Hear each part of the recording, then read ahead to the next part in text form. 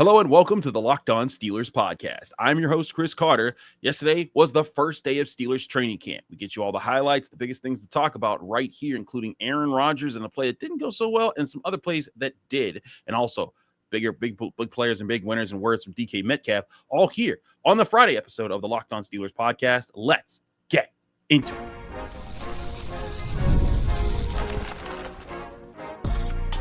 You are Locked On Steelers, your daily Pittsburgh Steelers podcast, part of the Locked On Podcast Network, your team every day.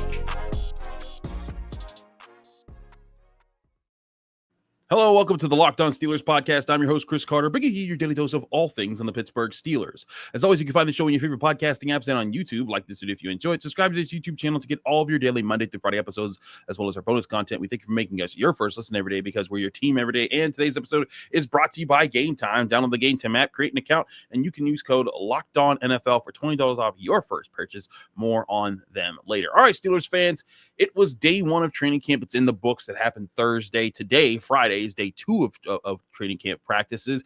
They'll have two more practices throughout the weekend, a break on Monday, and then the pads go on next week. But let's talk about what happened day one here. First, at the top of the show, I want to give a big shout out. Happy birthday to Linda Myers. And your happy 80th birthday. Your son came by and we had to talk. And when he's like, give me my mom a shout out. So you got a shout out. Happy 80th birthday to you, Linda. Hope you're enjoying it in all happy ways in the summer. But let's talk about what was going on at Steelers camp. First of all, it was hot. It always is hot in Latrobe. If you're one of those people that shout out to Hal and Hal Jr., who I talked to as well during practice, hydrate. Get out there. It is hot. You do not need to be cramping up and dealing with heat problems while you're out there. So that's my first piece of advice to anyone that comes to visit. But biggest highlight was the very first pass of training camp, and it was Aaron Rodgers, the first time he's passed since he's joined the Steelers, thrown a pass in a team drill, and it was intercepted by Patrick Queen, who had dropped off into a short or a soft zone coverage on a pass to DK Metcalf. Linebackers covering wide receivers,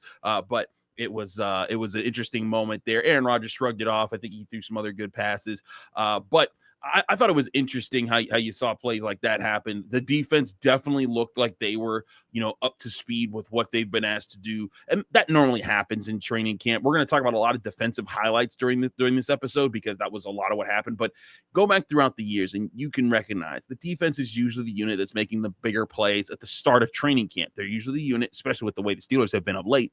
They're usually the unit that more in tune because they've been around each other for longer. There's not as much turnover right now. And it's easier to kind of play defense because you can kind of string things together. Whereas offense, you need to have chemistry. You need to be a well-oiled machine. And this is an offense with an offensive coordinator in his second year, a quarterback in his first year with the team, a top wide receiver in his first year with the team, a very young offensive line, and two very young receivers behind that top receiver. So there's a lot of new faces, and that's going to be a big part of stuff that we talk about with how the offense goes. So the defense winning a lot, and we'll get to more things that I saw from other guys, but I don't think that that's something that people should look too harshly at right now because that's going to happen. Other guys that stood up, I thought Mason Ruff did really good for a backup quarterback's role. Hit some nice passes. Darnell Washington caught a deep ball on a 20-yard corner route that went for a score. Caleb Johnson was impressive. He had a really good burst on a run. Broke just when he hit the hole, you could just see the whoa coming from the crowd. And listen, it's non-contact. The pads are not on right now. It's just kind of everyone's bumping into each other, but you could kind of tell Caleb Johnson got that giddy up in him. And if he has the vision that we saw in college, that certainly could be interesting to watch. So I do think that that's going to be interesting. And the Steelers did have another injury that was noted, and it was Jonnu Smith. That was the other guy we were looking to kind of see for the first time in a Steelers uniform today. And he did participate in warm-ups during walkthroughs, but something happened, and then he didn't participate in team drills. And then in doing so, Mike Tomlin said afterwards, he wouldn't specify what it was, but he did say he is day-to-day. So hopefully you see Jonnu Smith out there tomorrow or sometime this weekend or today, I guess this is the Friday episode, or sometime this weekend, getting his first reps with the Steelers and getting in sync with what Aaron Rodgers is being tasked to do. But that being said, I wanted wanted to go back. It's unfortunate he didn't practice, because I wanted to go back to something Mike Tomlin said 2 days ago now on Wednesday, when he talked about Jonnu Smith, and he's like, look, that guy's going to line up wherever we want him to line up. He's not going to just be your typical tight end, talking about like, hey, he's more of a receiver type role. A lot like how we talked about with the cornerback position. He's like, look, guys are just cover men. We're going to tell them to cover. We don't care where they line up. They're going to be in coverage, working hard, and that's how we see them in our defense. It's going to be similar for the Steelers offense in a few places, in that he talked about Jonnu Smith. He's like, look, that guy can line up out wide. He can play the wide receiver role. He can play this role. He can play that role. We just want to create matchup problems wherever we can. And I think that is a big note for what Arthur Smith's offense wants to do, and might have the best opportunity of his career as a coordinator to do, when you think about all the weapons that the Steelers have right now and then the diversity of those weapons. You think about DK Metcalf as a number one wide receiver, pretty talented guy, big, fast, strong, can make plays over the middle, deep down the field. That's already there. You got two speedsters in Calvin Austin and Roman Wilson. Neither are premier threats right now or anything like that, but speed kills, and you can throw them in the offense. And then of course you have two basically number one tight ends in the same tight end room in Pat Freiermuth and Jonnu Smith. That's something that you can definitely use. And then you still have Darnell Washington, who I think is getting sharper the more times that I see him. And that doesn't even include the offensive line that you're banking on being really good. And then also the running backs that you brought out. But I thought it was interesting when I got to talk to DK Metcalf at one point yesterday, and I got to ask him one about a leadership point that he made during minicamp. He talked about being there for his teammates, and he was like, hey, I'm not going to be this overbearing guy that tells other receivers what to do, but they come to me with pointers or asking for pointers, I'll give it to them. And of course, talking about Calvin Austin and Roman Wilson. So I asked him about that, and then I brought up Mike Tomlin's comment about Jonnu Smith and the different roles that people could have in the offense. And I thought it was interesting the way DK Metcalf responded. Here was DK Metcalf when I was asking him questions after the Steelers' first training camp practice on Thursday. During minicamp, you talked about, you weren't going to try to overimpose as a leader on the other receivers, but when they come to you, you talk to them. Have you had more chances for those types of interactions with guys like Calvin and Roman? Yes, sir. They just ask me stuff on the side about recovery-wise. What do I do during the off-season? How does my off-season training look? But I'm looking forward to more conversations when we actually get the ball rolling during the season or towards the end of training camp, with how I prepare for the season, how I prepare for a game, or what do I do during the week to prepare for a game. Mike talked about the importance of guys being kind of just being pass catchers regardless of their position. So like Pat and Jonnu being involved in that way. Is that something that excites you, knowing that like, hey, you guys are going to have a diverse set of receiving threats out there moving all around? Oh, yes, sir. Just to have playmakers like that all over the field is always a plus on any team. That means you have a lot of chance to go one-on-one, get a lot of one-on-one matchups on the defense. There was DK Metcalf during Steelers training camp. I do apologize for the audio highs and lows there. We're trying to do our best working. I'm in a place I'm staying in Latrobe right now. So pardon our dust as we deal with being on the road here. But I really liked what he brought up there, especially when it comes to the one-on-one matchups part. I want to talk more about that because it was just a first day of practice. I saw several things in what the Steelers were doing alignment-wise, even without Jonnu Smith, that I think could help them get more of those one-on-one opportunities for DK Metcalf and mismatches for other players in the passing game with Aaron Rodgers. We'll talk about that next here on the Locked On Steelers podcast. I'm your host, Chris Carter. Stick with us. We'll be right back. This episode is brought to you by Gametime. Have you ever decided at the last minute to head to a ball game with friends and family? Maybe it's time for game day. Maybe you suddenly realize you want to be in the stands. That's exactly where Gametime comes in. It's the easiest way to grab last-minute tickets without the stress. With the money that you get to save on tickets, you can splurge on food, drinks, merch, and even invite a bigger group to come with you. Gametime makes it all possible. Gametime makes getting concert tickets faster, easier than ever as well. But Gametime makes buying tickets fast and simple wherever you go. Prices on the app actually drop the closer you get to first pitch, and they've got incredible last-minute deals, clear seat views, and a lowest price guarantee that takes the worry out of buying. Tired of endless scrolling trying to find the best deal? Gametime's Zone Deals. Pick the best seats in your section for you every time. Take the guesswork out of buying tickets with Gametime. Download the Gametime app, create an account, and use code LOCKEDONNFL for $20 off your first purchase. Terms and conditions apply. Again, that's code LOCKEDONNFL to get $20 off. Download Gametime today. Last minute tickets, lowest price guaranteed.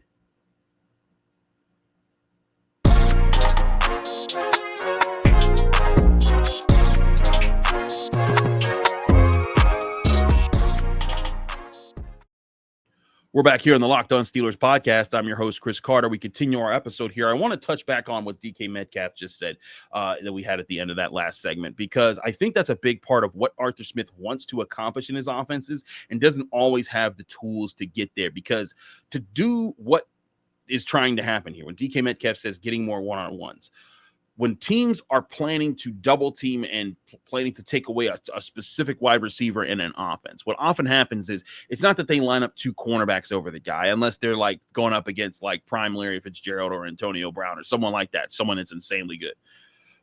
What often it is that they make sure if DK Metcalf lines up on the right side of the field, deep safety, your job is the right side of the field. If DK lines up on the left side of the field, he lines up on you got a deep safety, left side of the field with the cornerback. And sometimes it's just that simple that, hey, our job is wherever 4 is, because that's his number with the Steelers, and it kind of goes back to what George Pickens and the Steelers as well last year with 14, or when when the Steelers are playing the Patriots in the AFC Championship game back in 2016, the 2017 playoffs, and when I think Marcus Wheaton, Sammy Coates, and Martavis Bryant were all unavailable, and it was just Antonio Brown and Eli Rodgers, and the Patriots are like, we're going to just throw everything at keeping Antonio Brown out the game. And so that's often what happens when you have a star receiver and then not overly developed players or seriously developed NFL veterans who are considered reasonable threats by most defenses. And so Arthur Smith's offense is going to have to concoct ways that are going to get these matchups and make it harder for defenses to game plan to take away DK Metcalf in their passing game. But to do that, he's got multiple pass catchers that have solid profiles. Pat Freiermuth and Jonnu Smith are two big pieces to that puzzle. They're both guys that can line up out wide, line up at kind of off ball in the slot, can line up in line as tight ends and be threats from either position and force defenses to say, hey, we got to be aware of where those guys are at any time, because if we end up in man coverage and we've got a strong safety on Pat Freiermuth, but then we've got a slot cornerback trying to stick Jonnu Smith and who's going to outsize him, or a linebacker on either one of those guys, those can be mismatches for those teams. And if you spend too much time trying to protect against that, then that's going to prevent you from being able to throw a double team on a DK Metcalf. And I think, and that's something that we saw at least in the first practice at training camp for the Pittsburgh Steelers. I was seeing guys line up everywhere. And again, Jonnu Smith wasn't even in the picture because he wasn't practicing in this one. But I saw like a lot of times Kenneth Gainwell would line up split out wide as a wide receiver, kind of like in more of a slot role, but a slot position in the field. But he would come up in a flanker and he would move around, lots of motion, getting him in different spots. The Steelers are going to do a lot of things, I think, in this training camp that are going to test out how can we use our diverse skill set of playmakers on offense to to create matchups that are going to favor our team. But the thing that has to coincide with that, it's not just drawing those things up. You need a cerebral quarterback that knows how to have a balanced attack to distribute the football in that way. It was a bigger part, in my opinion, of the 2020 run that the Steelers had at the beginning of the season, a lot of people wanted to admit for Ben Roethlisberger. Before his knees went and you saw that his deep ball just wasn't there anymore and he couldn't consistently throw that, he was distributing the ball so well throughout the season. And if you go back to those episodes of that 2020 season on this show, I talked about that a lot, where I was saying, like, look at the numbers, look at how they're producing right now. And like it wasn't just Chase Claypool, it wasn't just Juju Smith-Schuster, it wasn't just this guy, that guy, it wasn't just Deontay Johnson. They were spreading the ball around, and each week it was someone different. It was just like defenses couldn't lock in on one guy, and it made it so hard to cover them. But then eventually, when Ben Roethlisberger kind of had to rely on checkdowns because he just didn't have his body was kind of giving up on him, that's what kind of sunk the Steelers' offense from the high flying start that it had to that season. Similarly, Aaron Rodgers is going to be in a position where if he can spread this football around to all these different mismatch opportunities for the Steelers offense,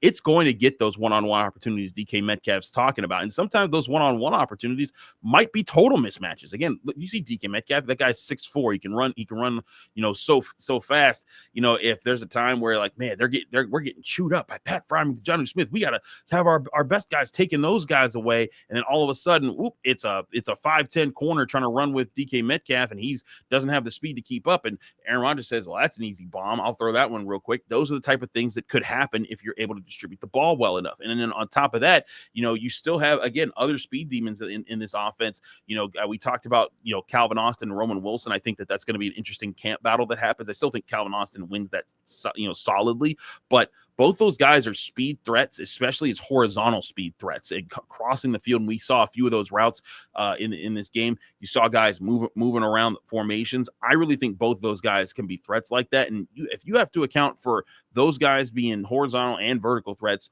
with speed, as well as a big playmaker like DK Metcalf, as well as a dual tight end set. And then also they showed the willingness to let Darnell Washington run deeper routes. And he caught a 20-yard corner route and then turned that into a touchdown in his practice, albeit from Mason Rudolph, who, again, I thought had a pretty solid practice as the Steelers' top backup. I think all those are really good signs for what Arthur Smith is trying to do with this year's offense. That has to be the key here, is to develop that balance in the passing game. And the balance in the run game is going to be a factor too. We'll get to Caleb Johnson and Jalen Warren when we start to see them more in pads and get to see how they play with the physicality, how the offensive line plays too. That's a huge part of this. But what has to happen with the pass game is not just going to be simply, if the Steelers run the ball, the passing game is going to work. If the Steelers run the ball, that's going to be good, but you can compound that and be even better with a balanced passing attack that doesn't overly rely on one player, does get the ball to your top playmakers, but it forces defenses to honor so many different things. And when a defense has to honor a wide variety of attacks, they have to spread themselves out thin. When they're spreading themselves out thin, that gives you a chance as an offense to pick at the holes that you see in the weaknesses. This very thing that Mike Tomlin was talking about on Wednesday when we talked about this for the Thursday episode. He talked about, hey, we have cornerbacks now that can go man to man. When we're looking at playing teams, we want to play teams straight up and play that man to man. But sometimes you got mismatches, so you need to go to zone. And so when you're going to zone and you're going to situations that are more so to try to disguise what you're doing and try to trick people, but you can't trick people, straight up. Sometimes it makes it tougher on the defense. And when defenses start doing that because they can't keep up with your matchups, and that's what I think the Steelers are hoping to get with some of their tight ends and wide receivers and even running backs, matching up with some linebackers and safeties and corners. Those can be the things that open things up for your defense or your offense, to get more of those one-on-ones, and even just miscommunication where a guy's just left uncovered and you're like, well, that's an easy throw and that's an easy first down. I think that's a bigger part of what this offense is supposed to be. Now, will it get there? That we have to see. Arthur Smith, I thought did some good things last year, but he also shot himself in the foot a few times, sometimes with being a little too predictable with the offense. Now, granted, Aaron Rodgers is part of your offense. He's going to get a bigger say in how things go, and I think that's a good thing for Arthur Smith to have a guy on the field who can kind of take control of things, even when even if he's calling a good game. If he just sees something like, hey, we've been calling a good game, but I see this right now, and I'm going to take it. That's where I think Aaron Rodgers can really come in with the Steelers. He has to be protected. You can't have him getting hit all over the place. You can't have him dealing with pressure left and right. That offensive line still needs to come through. But if Aaron Rodgers can be that decisive, cerebral quarterback playmaker that he has been for most of his career, and again, he doesn't have to be MVP level or even all-pro level. He just has to be solid, getting rid of the football, getting it to the open guy. And if Arthur Smith has a scheme that's getting more open guys and getting more one-on-ones that are reasonable opportunities for Aaron Rodgers, I can see the Steelers offense, and the Steelers passing offense in particular, being a little bit more dangerous than it has been for a few years, maybe even several years, since maybe like the start of the 2020 season, or maybe even going way back to the 2018 and 2017 seasons when it was Ben Roethlisberger and Antonio Brown leading the way with the passing attack. But those are just some early observations there on the offensive side of the ball when it comes to how they're trying to create matchups. We'll talk more about the defensive side of the ball because I saw some good things there too. We'll talk about that, where Jalen Ramsey was, Derrick Harmon, who I thought had a good day even without the pads on, all here on the Locked On Steelers podcast. I'm your host, Chris Carter. Stick with us. We'll be right back. But first, I want to remind you this show is also brought to you by Yahoo Fantasy Football. Fantasy football is back. Fire up the group chat and get your draft board ready. Buckle up for a season filled with breakouts, busts, and all the overactions we live for. It's all going down on Yahoo Fantasy. I've used Yahoo Fantasy for my fantasy football leagues for years, and it's always been a great experience. From smooth draft days to a great mobile app, Yahoo Fantasy Football has been fantastic. To celebrate 28 years of fantasy greatness, Yahoo Fantasy is dropping 28 big new features over 28 days, giving you more ways to play, more ways to draft, more ways to win. It all begins August 4th. Stay tuned and get started by creating or joining a Yahoo Fantasy Football League at yahoofantasy.com/LockedOnNFL. That's yahoofantasy.com/LockedOnNFL. Let's make this fantasy season the best one yet by going to Yahoo Fantasy Football.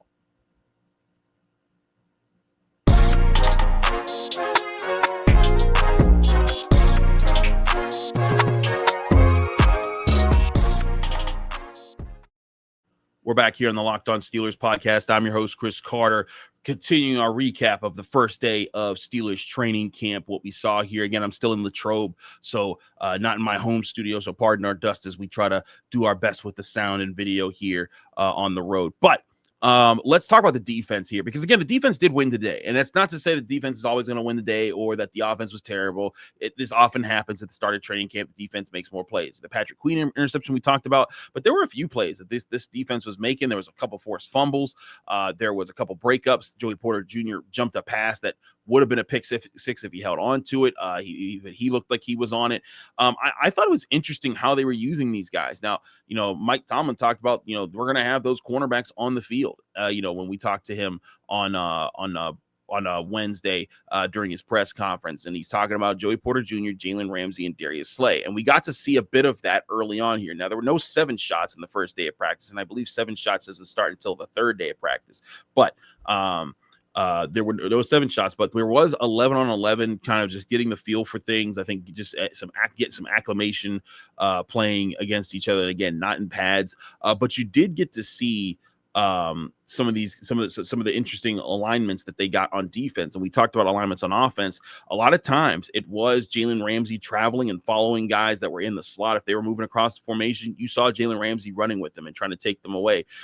Joey Porter Jr., Darius Slay was lining up a lot on the outside. But also there were times where if a guy, went in motion and he was passed off to somebody, sometimes Jalen Ramsey would drop back and say, oh, I'm coming here to help against this guy here, or line up a little bit deeper. So again, as I've said before, and we talked about yesterday, I don't think he's going to be a free safety, in his actual position, but I do think he's going to take on some deep coverage roles on occasion, because they're going to try to keep him lining up at different spots and then covering different parts of the field and different people, because I think they want to make it harder for offenses to guess where Jalen Ramsey is so that they can't avoid him as easily. And I think that's a big part of what the Steelers are doing. And again, if they're doing that there and teams are having to worry about and quarterbacks are having to think about where's Jalen Ramsey, he's 5 there, it's 5 here, is he over there, he's in my left, he's on my right, oh man, where is he? All that time they're thinking that, guess what's happening? That pass rush is coming. They're getting more steps, they're getting more time. TJ Watt's getting after it, Alex Highsmith's getting after it, Cam Hayward is getting after it, and also I'll say Derrick Harmon's getting after it.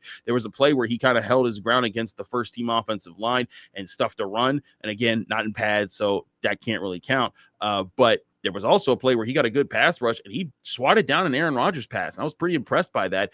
He was turning heads in his first day in practice. So I think there's a lot of good things to like about what we saw from the Steelers defense, the offense as well with their alignment. But this defense looked like it was ready to be aggressive and be that team that could send things, send heat from different directions, win different spots, and be a more coordinated unit. I think there's a lot of things that could go for that right now. And we still got to see how guys play when the pads go on. We still got to see how Jalen Ramsey continues to play. We still got to see, does Joey Porter Jr., take a step up this year. And again, this is just training camp and the first day of training camp. It doesn't mean there's not, you don't try to, make the whole season out of just watching one practice. That's how you get messed up and get caught up in things. But what you can do when you're thinking about this situation is you can say, all right, throughout training camp, and this is what I do every year. If you follow this show and you follow what we do, also I do live updates, not live updates, but I do daily updates and what I saw in training camp is in brief shorts. Follow me on YouTube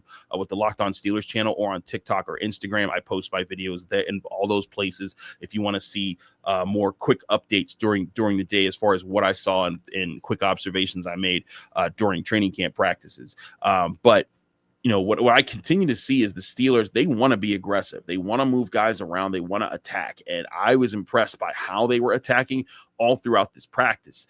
Guys were moving. Patrick Queen was moving around. Peyton Wilson was moving around. They were sending corners. Deshaun Elliott was moving around. Juan Thornhill was moving around. It was really tough to predict what the Steelers were doing, here and there on the defensive side of the ball. And again, with the offensive side of the ball, you're going to see them trying to adapt to their things as well. But I'll be intrigued to see how Aaron Rodgers continues to develop, because he's finding his rapport. He's finding his place.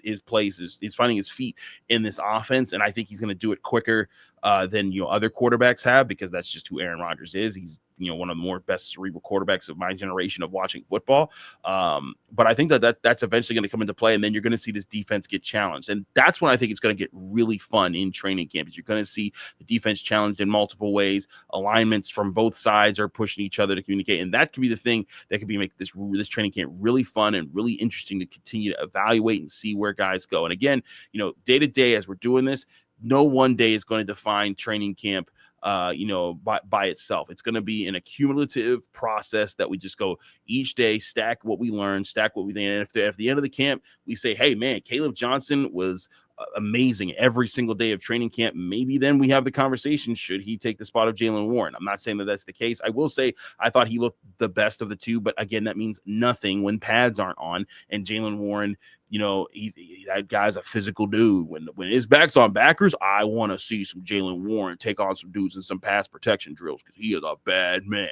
But again, it's just day by day. That's how you watch training camp, and it's so funny because I tweeted out live. Also follow me on Twitter, Instagram, or to follow me on Twitter for my main like live updates during training camp. I can tweet those out when I'm doing that. I tweet out Patrick Queen intercepted the first pass from Aaron Rodgers, and everyone's like, the season's doomed. I know some people are doing that sarcastically, but some people really mean it. Like, they're really upset. And I'm just like, guys, relax. As Aaron Rodgers once said, RELAX, relax. This is all part of the learning process. Remember, what was it, 2 years ago, I think it was, 2023, when Kenny Pickett, and we were even noting on this podcast, like, hey, 3 straight preseason games, 3 straight opening drive touchdowns. Maybe the offense had figured it out, and then they get stomped by like 30 by the Niners in like week 1 or whatever. Sometimes even the stacking of what we learn doesn't lead to as much in the regular season. But it's important to take these notes now, because when we do start to see things, whether they're good or bad later, we can compare those notes. And that's a big part of what I try to do as a journalist, is I try to take good notes on what I see, what I learn, and then compile them and say, hey, if we see Roman Wilson catching more of those horizontal routes over the middle and turning that into big gains, which I saw a few times in this game, that I'm going to be like, hey, that's something that they were working on and they were trusting, and that Arthur Smith made happen in this offense. If we see Joey Porter Jr. jumping more passes and creating turnovers, I'm going to say, hey, that's not something he did a whole lot in his first 2 years, but that's something he's doing now. We saw things like that in training camp. That's the fun of training camp, is you're going to see all these things, all these potential things for development that the Steelers are working on. And just because it's a good day or a bad day doesn't mean that everything's going to be great or terrible after that. But it's part of the learning process that the players have, and it's part of the learning process we have as journalists as we're out here covering it every day at St. Vincent College. Again, I'm Chris Carter. Thanks so much for tuning into the Locked On Steelers podcast. I will continue my daily training camp updates Saturday and Sunday, so stay tuned to this YouTube channel for the YouTube shorts. It's usually about a minute-long clip that I just give my quick recaps here, and so I'll do that on there, YouTube, Instagram, and TikTok, at Carter Critiques for Instagram and TikTok. And again, follow me on Twitter at Carter Critiques for my live updates during training camp practices. But we will be back here Monday, where I'm breaking things down on what I saw overall throughout the first week of training camp, giving you my insights on the Steelers there. And of course, you can read my work in the Pittsburgh Post-Gazette. I got another skinny post up where I talk about the matchups and what things that I think could be interesting. I also have a live chat coming today at 10 a.m. So if you're watching this in the morning or listening to this in the morning and you want to do some live Q&A with me, I got it in the Post-Gazette. Just go to post-gazette.com, sign up as a subscriber there, and you can join me with my live chat at 10 a.m. there. We have a lot going on there, and I'll be all at practice all throughout the weekend, Friday, Saturday, and Sunday before the Monday break. And then we'll be back on Tuesday. But again, keep it here with the Locked On Steelers podcast. I'm your host, Chris Carter. Thanks again for tuning in. Remember, you can find us on your favorite podcasting apps and on YouTube. Like this video if you enjoyed. Subscribe to this channel to get all of those Monday through Friday episodes, as well as our bonus content like our daily updates from Steelers training camp. We'll see you here on the Locked On Steelers podcast.